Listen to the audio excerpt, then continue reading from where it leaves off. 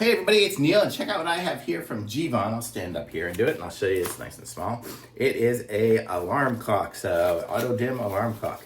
So if you are a traditionalist and like a regular alarm, or if you're like, if you got like the iPhones and you just hit the snooze and things like that too much, and you want to put something across the room, this is the way to do it. So let's see what we got here. So here we've got instructions and more instructions. I guess 2 different levels of instructions. We have the place here for, it looks like we're going to need 2 AA batteries. I almost think I had some here on the counter. See if I can find them. Yes, I do right here. How funny, I had 2 batteries. Actually, I had 3 batteries, so I have an extra. So let's put these in here. Some nice batteries. Okay, and so there, now we have it set on there. I can set an alarm on here. We can set our settings here, I guess.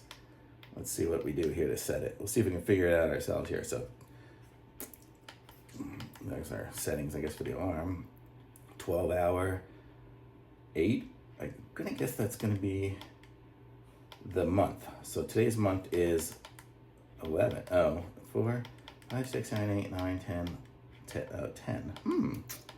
Not sure what that's going to be. Oh, that's probably the offset from maybe daylight savings time or something like that. I don't know. Oh, DST on. I see. That's what it was. And then here we go. We can set different times. So it's 12 o'clock, 12, 16. But you get the idea. You set the clock like you set a clock. So there, now we have 12, 16. And I have the wrong date because we need to set that. But then we've got a auto light on here, which I guess will turn on the light, I guess, when it gets dark or something like that. We have the auto light function back there, on, off. We have a snooze light there, so we can push that light there. You see it lights up. We have the, I guess the auto light probably would be when the alarm goes off. We have the alarm button there. Let's see, does that help us do anything? I'm not sure. And then on and off, so we can turn on and off the alarm. Off and on. So we're gonna have 2 alarms. Let's check it out and see what we got here.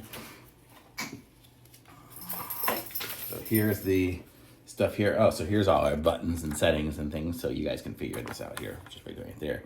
So like to set the normal mode, we push the buttons, enter the setting mode. We can change Celsius to Fahrenheit. We can search the atomic time. We can set the alarm time. So we can do stuff like that. So we can actually have it probably auto set instead of me having to do it manually.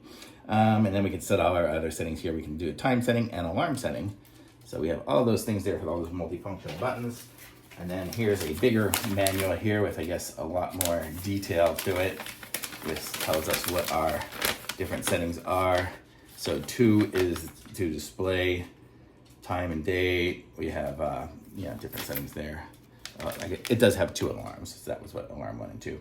So you can see, all the different settings and things there. You can probably just pause it if you really want to see it all. I don't need to explain it, but it's pretty cool looking clock. So this one here, it'll fit on your desk. It could be a nice travel one too if you needed it. So, a good idea for something like that. So if somebody that is not a good waker upper with their like phone alarm or something like that, you can just stick this across the room, or they like to run out of batteries or something like that.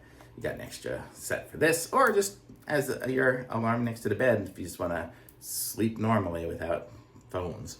So very cool. I like this one here by Geevon. So totally cool, super convenient, nice light one. You can take it with you anywhere. So thumbs up.